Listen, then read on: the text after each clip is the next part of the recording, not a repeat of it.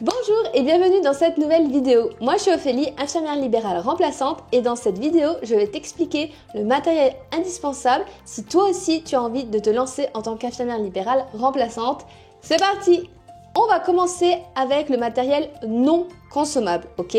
Premièrement, je te conseille d'acheter 2 sacs. Moi j'ai un grand sac qui va me permettre de stocker un maximum de matériel qui reste dans ma voiture et un petit sac que j'emmène avec moi chez mes patients. Ça, c'est mon grand sac, ok? Où à l'intérieur, j'ai plein de stocks. Je l'ai acheté sur Amazon. Je pourrais mettre la référence pour certains si vous le voulez. Et ça, c'est mon petit sac. Je ne le recommande pas spécialement. C'est juste que je l'avais chez moi et que j'avais pas envie d'en acheter un autre. Il est pas ouf, mais je me suis adaptée à force. Donc, en tout cas, si dans les commentaires, certains ont une recommandation de sac, n'hésitez pas. Il faut savoir que dans mon grand sac, j'ai plutôt tout ce qui est consommable et dans le petit j'ai plutôt mes non consommables, donc on va commencer par le petit. Déjà les paramètres vitaux, j'ai un tensiomètre de poignet, ok, et j'ai également un tensiomètre manuel avec un stéthoscope. Donc ça c'est une production que j'ai acheté également sur Amazon.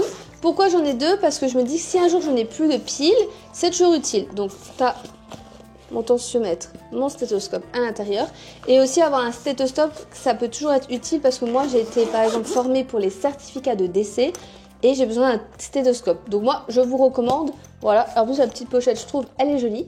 Pour rester dans les paramètres, j'ai également un thermomètre que je peux utiliser en frontal ou l'insérer dans l'oreille de mes patients.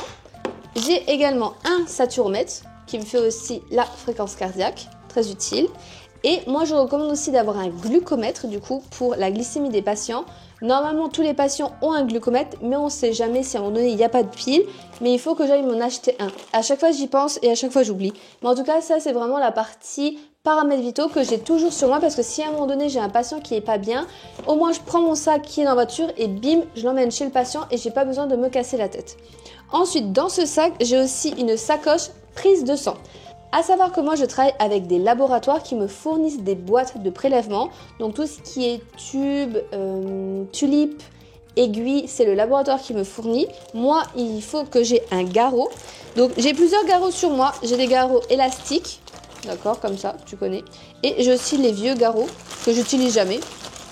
Hop, voilà. Vaut mieux avoir plusieurs garrots parce que déjà, niveau hygiène, si tu vas à chaque fois le changer entre chaque patient. Et puis on ne sait jamais si à un moment donné, il y en a un qui casse. C'est toujours utile d'en avoir. Niveau prise de sang, je te conseille également d'avoir des stylos. Parce que, alors moi, mon sac il est bien. Donc en fait là, j'ai plusieurs stylos. Parce que pareil, j'ai les boîtes de prélèvement, mais du coup, à chaque fois, il faut que je note le nom, le prénom, parce que mes patients n'ont pas tous des étiquettes. Donc, à chaque fois, j'ai des petits trucs à noter lors du prélèvement, mon identité, l'adresse du patient. Donc, toujours avoir un stylo sur soi, et puis même, dans tous les cas, c'est toujours utile. Il y en a qui diront que c'est plutôt un consommable, mais franchement, vu le peu de fois que je l'utilise, voilà. C'est pour ça que je l'ai mis là, comme ça, au moins, j'oublie pas. Après, tu as tout ce qui est partie pansement. Donc, pas vraiment le pansement. Là, on est toujours dans les non consommables. Mais dans les pansements, ce que je peux te recommander, c'est d'avoir un tampon à ordonnance. Parce qu'en tant qu'infirmière libérale, même en tant que remplaçante, tu peux faire des ordonnances de pansement. Ok. Moi, régulièrement, j'ai des patients qui sortent d'hospitalisation, par exemple en post-op, et qui n'ont pas les pansements adaptés au domicile. Donc en fait souvent je refais une ordonnance ou alors quand il en manque, comme ça permet de renouveler. Moi je suis allée chez Bureau Vallée et en fait il y a mon nom, mon prénom, infirmière libérale diplômée d'État, il y a mon numéro de téléphone, mon numéro RPPS et mon numéro de sirène. Comme ça j'ai seulement à tamponner ma feuille. J'ai également un ciseau et une pince cochère. Au cas où si à un moment donné tu as une perfusion, que tu galères, ça peut toujours être utile. Par contre, si vraiment tu dois enlever des fils, je te recommande plutôt d'avoir une pince cochère à usage unique. Forcément, c'est plus hygiénique. Il y en a qui utilisent les pinces des sets de pansement. Moi, je trouve que c'est pas très pratique, mais après, chacun est libre de faire ce qu'il veut. Et pareil pour le ciseau. J'ai mes ciseaux avec mes pinces cochères accrochées. J'ai plusieurs pinces cochères comme ça parce que je trouve que c'est toujours utile. Et c'est toujours bien d'avoir des ciseaux pour découper les pansements. D'un point de vue général, j'ai également une pochette dans mon grand sac où je mets toutes les clés parce que moi je suis infirmière libérale remplaçante sur plusieurs cabinets et donc en fait à chaque fois j'ai la clé du cabinet. Donc à chaque fois pour ne pas perdre mes clés et même quand je suis en tournée je les mets là-dedans je préfère, ça me rassure, moi je sais qu'elles sont là et c'est très pratique, voilà, ça c'est pas obligé, c'est mon organisation. Ensuite, au début, je recommande aussi un bloc-notes. Parce que si tu fais une tournée blanche, ça te permet de prendre des notes alors que tu es en train d'écrire et que la voiture est en train de rouler parce que toi, tu es côté passager. Je peux t'assurer que c'est pratique. Et également, quand tu seras en tournée, en fait, moi, ce que je faisais au début, j'écrivais la liste des patients et en fait, dès que j'étais chez le patient, je le barrais. Parce qu'au début, tu les connais pas et à côté du nom, je mettais l'adresse, pourquoi j'allais chez eux, tout ça. Et en fait, à la fin de la journée, à chaque fois, les noms, du coup, je vérifie que je n'ai oublié personne, parce qu'on peut tous oublier quelqu'un, mais au moins avec le bloc-notes, voilà, c'est très pratique. Et ensuite, plus pratico-pratique, pour la maison, je te conseille une agrafeuse, parce que en fait, quand tu vas recevoir, par exemple, moi souvent, je vais acheter à manger à l'extérieur, et donc je reçois un ticket de CB et un justificatif de repas. Donc là, à ce moment-là, je les agrafe ensemble, et puis même, tu auras plein de papiers, toujours très utiles. Moi, je l'ai pris à Bureau Vallée. Je te conseille aussi d'avoir une imprimante avec un PC, voilà, ça si tu n'en avais pas en tout cas, au pire tu attends un petit peu et après tu pourras utiliser ton argent du compte professionnel pour t'acheter un PC et une imprimante. C'est très utile pour imprimer des documents, des contrats, vraiment c'est nécessaire et en plus ça peut être déduit de tes charges, donc franchement profite. Je te conseille également une déchiqueteuse, ça fait pas longtemps que j'ai acheté la mienne, je l'ai acheté également chez Bureau Vallée. Tout d'ailleurs Bureau Vallée, moi je les adore, je trouve qu'il y a plein de matériel, ils conseillent bien, donc voilà, je te recommande. Et donc la déchiqueteuse c'est très bien, par exemple moi ma tournée, quand je t'ai montré avant avec le nom de mes patients, je barre le nom, mais on voit quand même les noms. Et j'ai pas envie que ça se retrouve n'importe où. Donc en fait, après, le soir, quand je suis sûre que ma feuille, je peux l'acheter, je vais la broyer. Au moins comme ça, je suis tranquille et je te recommande également. Bien entendu, tu peux aussi acheter des classeurs et des intercalaires pour ton organisation. Je ferai une vidéo prochainement sur mon organisation pour le comptable. Mais en effet, moi j'ai un classeur avec toutes les factures pour mon comptable. J'ai un autre classeur avec la Carpinco, l'URSSAF, les impôts, plein d'éléments. Pareil, les classeurs et les intercalaires, je les achète à chaque fois à Bureau Vallée avec mon compte pro. Ok, mais c'est quand même pour mon activité professionnelle, donc je te recommande, c'est aussi quelque chose qui est très utile. Deuxième partie maintenant, tout ce qui est matériel consommable cette fois. Donc pareil, je vais te montrer ce que moi je fais pour m'organiser. Toujours dans mon petit sac, des petites sacoches, ok, ça c'est ma sacoche injection, ma sacoche pansement et ma sacoche prise de sang. Donc comme j'ai dit, moi je travaille en collaboration avec un laboratoire, même avec 2 laboratoires. Donc eux, ils me fournissent les tubes, les ailettes, voilà, tout ce qu'il faut. Si toi tu n'en as pas, je te conseille de te faire un stock. Et pareil, moi je garde des petits tubes de couleur parce que au cas où si à un moment donné j'ai un souci chez un patient, il vaut mieux toujours avoir des tubes sur soi. Ensuite, dans ma pochette pansement, donc j'ai plein de pansements différents.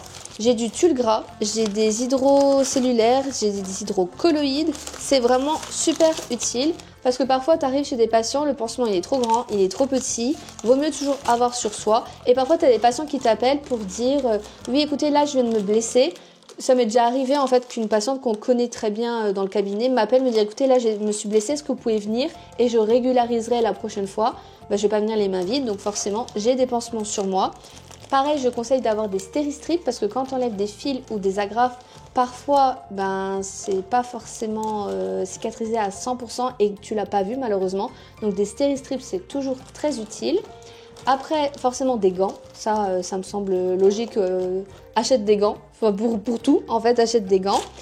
J'ai également une pochette pour les injections, donc à l'intérieur j'ai des seringues de 1 ml, 2 ml, 5 ml, 10 ml, 20 ml c'est un peu plus rare. Je conseille d'en avoir avec tout ce qui est aiguille, IM, sous-cut, trocar. Toujours très pratique. Je n'ai pas de cathéter sur moi parce que si je dois poser une perfusion, ça c'est fourni quand même chez le patient, chez le prestataire ou par l'hôpital. Dans ce sac, je te propose également des tampons alcoolisés très pratiques. Comme ça, à chaque fois que je dois nettoyer la peau, je prends mon petit tampon, je nettoie et je pique. Vraiment, c'est vraiment très très utile. Également des antiseptiques au cas où, alors chez les patients il y a tout, mais bon moi j'ai quand même acheté au cas où. J'ai de la bétadine, j'ai de la biseptine, j'ai de l'eau oxygénée, j'ai aussi de l'alcool pour enlever l'alcool adhésif, très pratique ça sur les traces de pansement. J'ai également de l'alcool tout simplement, voilà, donc je te conseille d'en avoir toujours même si les patients souvent l'ont, mais on sait jamais, ça peut arriver qu'à un moment donné il y a un accident, une erreur, une urgence, vaut mieux avoir sur toi. Ensuite on va aussi parler des déchets. Donc tout ce qui est dasserie, vraiment les boîtes, moi c'est le labo qui me le fournit pour mes aiguilles. Mais j'ai aussi des patients qui ont des sets de pansement et souvent il reste des sacs dasserie et je leur demande si au lieu de les jeter, je peux les récupérer. Comme ça, si à un moment donné j'ai un souci chez un autre patient, pareil, j'en ai toujours sur moi, je trouve ça toujours très pratique. Il te faudra également des lames à usage unique, mais ça pareil, tu peux attendre un petit peu ou tu demandes à ta titulaire ou alors tu vois si ton patient il a des sets de pansement ou ça à l'intérieur.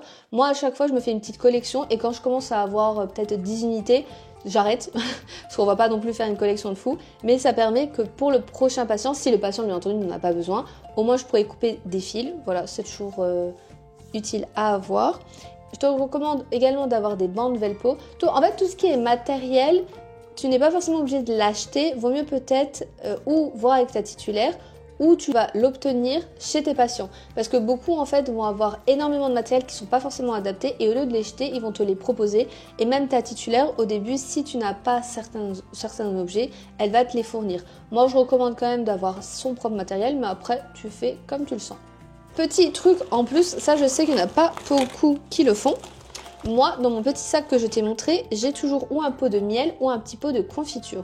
Pourquoi? C'est au cas où si un jour un de mes patients fait une hypo, que malheureusement il est seul, il est isolé, il n'y a rien. Dans le cas de l'urgence, à ce moment-là, je pense que je me permettrai le droit, mais d'abord j'appellerai le 15 et je le signalerai quand même au cas où. Et je mettrai un petit peu sous la langue en sublingual pour essayer de le faire remonter. Bien entendu, ne pas faire ça n'importe où, n'importe quand, voilà. Mais la situation peut arriver, donc moi j'en ai toujours sur moi au cas où, mais ce n'est pas à faire à n'importe quel moment. Sinon, d'un point de vue un peu plus global, général, je te conseille d'avoir toujours des feuilles blanches sur toi, déjà pour noter ta tournée, comme je te l'ai dit, mais aussi pour te faire des ordonnances pansements pour tes patients. C'est toujours très utile d'avoir une ordonnance. Ça, si tu veux savoir comment faire une ordonnance, je pourrais te faire une autre vidéo explicative. Toujours avoir de la solution hydroalcoolique sur soi. Moi, j'ai un gros bidon dans la voiture et en fait, dans ma petite poche de veste, j'ai un petit et à chaque fois, je le remplis. Comme ça, entre chaque patient, j'ai mon chat et dans la voiture, j'en ai. Je te conseille également d'acheter des lingettes désinfectantes parce que ce n'est pas vraiment la priorité de certains d'être propre, on va dire. Et franchement, mon tensiomètre, souvent, je le nettoie. Parce qu'entre chaque patient, je me dis non, là c'est pas possible. Donc je te conseille. Et sinon, d'un point de vue maison, je te conseille également d'avoir des enveloppes. Déjà pour ton organisation avec ton comptable, mais ça, je t'en parlerai plus tard. Mais aussi, moi j'ai une enveloppe dans ma voiture et donc dès que je vais au magasin, à la boulangerie, que j'achète quelque chose avec mon compte pro à la station essence, je mets dans une enveloppe tous les mois et à la fin du mois, je récupère cette enveloppe que je vais classer dans mon classeur pour le comptable. Ça, c'est mon organisation. Après, tu fais comme tu veux. Pareil, avec cette organisation, je te conseille d'avoir des pochettes transparentes. Ce sera plus simple pour ton comptable par la suite. Et vu que je t'ai parlé d'une imprimante, tu te doutes bien que tu peux acheter aussi des cartouches d'encre avec ton compte pro. Et voilà, cette vidéo est finie. Maintenant, tu as la liste du matériel qui t'est indispensable, selon moi en tout cas, pour devenir infirmière libérale remplaçante. J'espère que cette vidéo t'a plu. Si c'est le cas, je t'invite à t'abonner, à liker, à commenter. Ça me ferait toujours plaisir de voir tes commentaires. Merci beaucoup à tous ceux qui vont le faire. Et n'oubliez pas de bien aller vous faire aimer.